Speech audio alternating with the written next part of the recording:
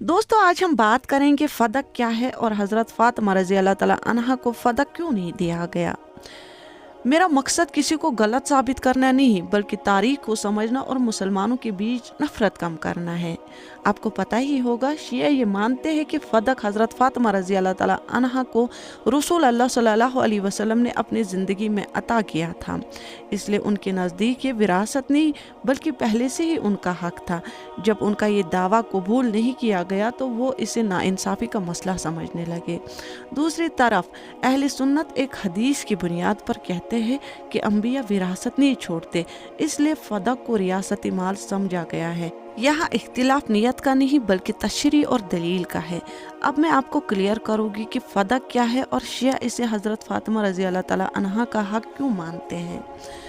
फ़दक एक ज़मीन थी जो नबी करीम सल्लल्लाहु अलैहि वसल्लम को बग़ैर जंग के मिली थी। नबी करीम सल्लल्लाहु अलैहि वसल्लम इस ज़मीन की आमदनी से अपने घर वालों और ज़रूरतमंदों का खर्चा चलाते थे। दूसरी बात बीबी फातिमा को फ़दक क्यों नहीं दिया गया। नबी करीम सल्लल्लाहु अलैहि वसल्लम के विसाल के बाद हज़रत अबू बकर सिद्दीक़ ने एक सही हदीस की बुनियाद पर फ़ैसला किया। हदीस का मफ़हूम ये है, हम अंबिया विरासत नहीं छोड़ते, जो कुछ हम छोड़ते हैं वो सदका होता है।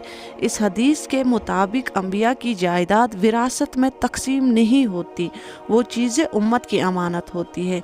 इसलिए फ़दक की ज़मीन को ज़ाती विरासत के तौर पर हज़रत फ़ातिमा रज़ी अल्लाह ताला अन्हा को नहीं दिया गया। लेकिन एक अहम बात यहाँ मैं करूँगी, हज़रत फ़ातिमा रज़ी अल्लाह ताला अन्हा का घर का खर्च पहले की तरह ही दिया जाता रहा, यानी उनका ख्याल रखा गया, उनका हक नहीं मारा गया।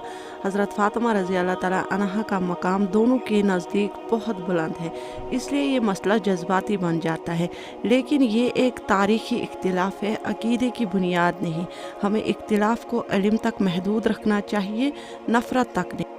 दोस्तों अगर आपको मेरी ये वीडियो पसंद आई हो तो मैं इसकी पूरी स्टोरी आप तक पहुंचाने की कोशिश करूंगी। बस कमेंट बॉक्स में फुल स्टोरी लिख दो। जज़ाकल्लाह।